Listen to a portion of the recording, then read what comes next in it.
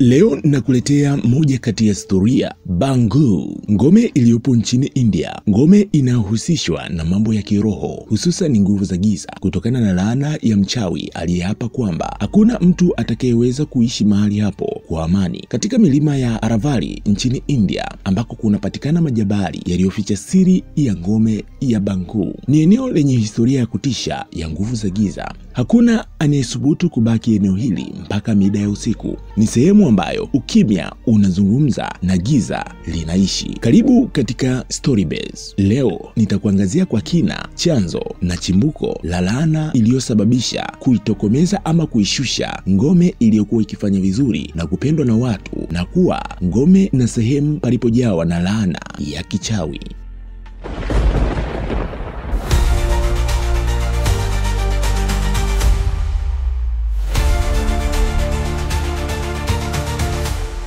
Ngome ya Bangu ilijengwa mnamo karne ya 16. Ilijengwa na mjukuu wa mfalme maarufu sana kwa wakati huo, Mughals Akbar. Hata hivyo, heshima ya ngome hii haikuwahi kudumu kwa muda mrefu tangu kujengwa kwake, kwa sababu ya laana ya mchawi mmoja aliyoizamisha kwenye giza linaloishi mpaka hivi leo. Simulizi zinasimulia kwamba wakati huo kulikuwa na mwanamke mzuri sana, mrembo, aliyejulikana kwa jina la Rani Ratnavati. Uzuri wake uliwavutia watu wengi kutoka kila kona kuja katika falme hiyo ili kumtazama. Lakini kati ya watu waliopenda ama waliovutiwa na uzuri wa binti huo, stori zilimfikia mtu mmoja mwenye nguvu za kichawi aliyekuwa akijulikana kwa jina la Singa. Singa sio jina tu linasimuliwa kama hadithi zingine, bali ni jina linalosimuliwa kuwa ni jina lililobeba mzigo mkubwa wa hofu, uchawi, giza na nguvu zake za kishirikina. Ndizo zinavutia watu wengi kufika katika ngome hii ili kuitafuta asili ya simulizi ya ngome hii. Singa anatajwa kuwa mchawi kutoka katika jamii ya watu waliokuwa na maarifa ya hali ya juu ya ushirikina na uchawi. Hakuna rekodi nyingi sana rasmi za maisha yake, lakini simulizi zinasema kwamba mtu huyo alikuwa amejifunza uchawi kutoka kwa waganga wakubwa na vitabu vya kale vya kishirikina. Wengine wanasema asili yake alikuwa ni moja kati ya watu waliokuwa wametengwa katika jamii, na jambo hili lilimpelekea kujifunza ushirikina ili kulipa kisasi dhidi ya watu waliompuuza. Singa alikuwa maarufu kwa kuunda dawa za mapenzi, uchawi wa kuteka akili za watu na kutumia nguvu za roho kwa faida yake binafsi. Alikuwa ni mtu mwenye nia ya kujitajirisha kwa haraka, mtu mwenye tamaa mbaya hasa kwa uzuri wa wanawake, na historia zinasema kwamba alikuwa ni mtu mwenye sura nzuri kwa nje, lakini roho yake haikuwa inafanana na uzuri wa sura. Roho yake ilikuwa imejawa wivu na nia ovu. Alipenda kuvalia vazi la rangi nyeusi, ishara ya ushirikina na uchawi wa nguvu za giza. Alijulikana kwa uwezo wake wa kuandika maandishi ya uchawi yanayoweza kudhibiti ama kumdhuru mtu na kuunda vitu vinavyoweza kushawishi tabia ya mwanadamu. Ni nguvu hizi ambazo zilimpelekea kupata sifa kubwa na hatari kiasi kwamba watu waliogopa hata kulitaja jina lake. Simulizi zinasema kwamba Singa alisikia kuhusiana na uzuri wa mwanamke mrembo Rani Ratnavati, mwanamke ambaye alivutia watu wengi. Kwa mara ya kwanza alipopata bahati ya kuona uzuri wa mwanamke huyo, alivutiwa sana, lakini si kwa upendo, bali kwa tamaa zake na shauku la kuhitaji mwanamke huyo awe mtii kwake. Hivyo uzuri wa Ratnavati ulikuwa uzuri wa kipekee. Singa aliamini kabisa kumfanya mwanamke huyu awe wa kwake ndiyo njia pekee ambayo ingeweza kufanya ama kuaminisha ulimwengu kwamba yeye ni mtu mwenye nguvu na mwenye mamlaka juu ya ardhi hii.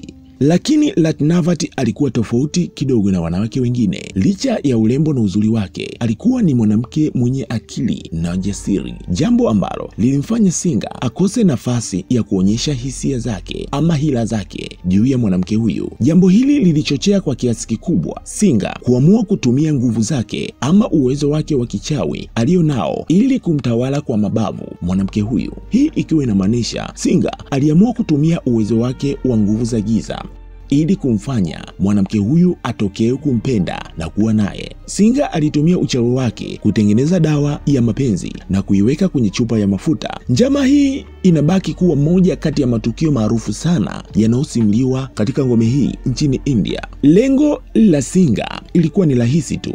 Mafuta hayo yangeweza kumbadilisha Ratnavati, mwanamke mrembo, na kuwa chini yake, yani binti huyo atokee kumpenda Singa na kuishi naye. Lakini kwa bahati mbaya, njama hii ilimfikia Ratnavati, binti mwenye akili nyingi na ujasiri wa hali ya juu. Ratnavati aligundua mpango huo wa mchawi huyo na kuyamwaga mafuta hayo ardhini, lakini kwa bahati mbaya, kwa nguvu na uchawi uliokuwemo ndani ya mafuta hayo yalimwagikia Singa. Na kwa sababu uchawi uliokuwemo ndani ya mafuta hayo ulikuwa ni uchawi kwa ajili ya kumteka mwanadada Ratnavati, lakini kwa sababu yamemwangukia mwenyeji wa mafuta hayo yalimdhuru, yakamjeruhi vibaya. Katika dakika chache za mwisho, akihangaika kwa maumivu makali, kama isemwavyo mganga hajigangi, akiwa amejawa hasira na maumivu makali, alitamka laana juu ya mji huo, akisema kwamba mji huu hautawahi kufurahia furaha wala utukufu tena. Ngome hii itakuwa shimo la mateso na roho za watu wake zitateseka milele. Laana hiyo haikuwa laana ya kawaida. Simulizi zinasema kwamba alitumia maandiko ya kale na roho za giza kuzalisha nguvu ambazo zingeendelea kuathiri mji huo hata baada ya kifo chake. Na kwa wakati huo, kwa nguvu za watu wengi waliokuwa wakiweza kutumia ushirikina ama nguvu za giza, hakukuwa na namna ya kufuta laana hiyo, kwani ilionekana kuwa ni laana ya milele na yenye nguvu ya kuishi mpaka hivi leo. Baada ya Singa kufariki dunia, kwa kipindi kifupi, mji huo ulianza kushuhudia misiba isiyokuwa na kifani, mapigano ya mara kwa mara, vifo vya kikatili, na mwishowe wengi waliamua kuhama mji huo. Hadi hii leo, ngome ya Bangu ni magofu yaliyofunikwa kwa simulizi za hofu na nguvu zisizoelezeka. Ingawa Singa alifariki muda mrefu uliopita, simulizi zinasema kwamba roho yake bado iko Bangu, ikizunguka kama kivuli cha giza. Watu wanasema wanahisi uwepo wa nguvu zisizoonekana, kana kwamba kuna mtu mara nyingi amekuwa akiwafuata nyuma bila sauti. Wengine wanadai kwamba mara nyingi wameweza kuona sura ya kivuli kikubwa kikiwa kimevalia kanzu nyeusi ndefu na macho yanaong'aa kama makaa. Ushuhuda mwingine unasema kwamba mara nyingi usiku mtu anayeongea kwa hasira husikika, kana kwamba anaendelea kulaani mji huo. Inawezekana sauti hiyo ikawa ni sauti ya mchawi yule Singa. Inaweza kusikika kwenye maeneo ya magofu hayo mara nyingi wakati wa usiku. Wenyeji na watu wanaoishi karibu ya eneo hilo wanasema mara nyingi husikia sauti za mziki za nyimbo za kitambo, yani nyimbo za zamani, vicheko vya mwanamke na kelele za mapigano kutoka ndani ya magofu hayo. Lakini mara nyingi wanapofuatilia hawakuti chochote mahali hapo. Wageni wanaodiriki kwenda katika ngome hiyo nyakati za usiku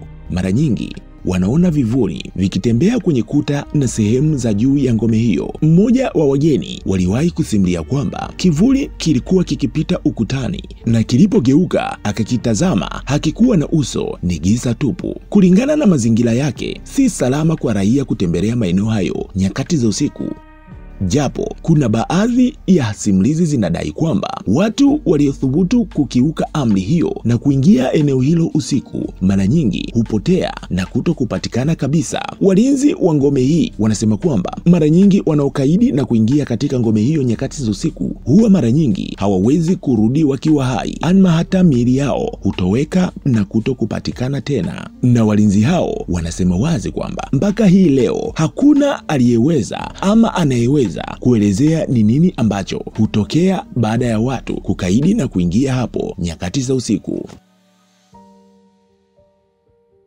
Kwa miaka mingi, wanasayansi na wachunguzi wa mambo ya kiroho walijaribu kupingana sana na simulizi hizi. Kikundi cha watafiti wa mambo ya kiroho na mambo ya mizimu waliripoti kwamba waliona taa zinawaka na kuzima ndani ya ngome hiyo, ingawa hakuna umeme katika ngome hiyo.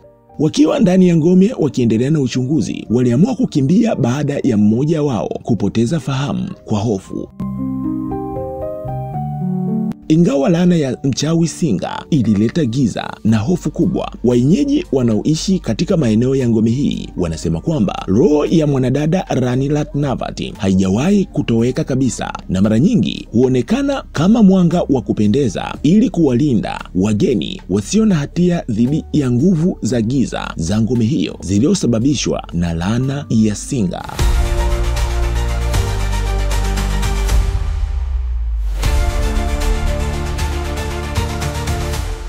Nini maoni yako juu ya ngome hii? Tafadhali like, subscribe, share, comment kwa simulizi nyingi zaidi. Storybase ndiyo chimbo pekee utakapojipatia simulizi nyingi za kushangaza. Karibu.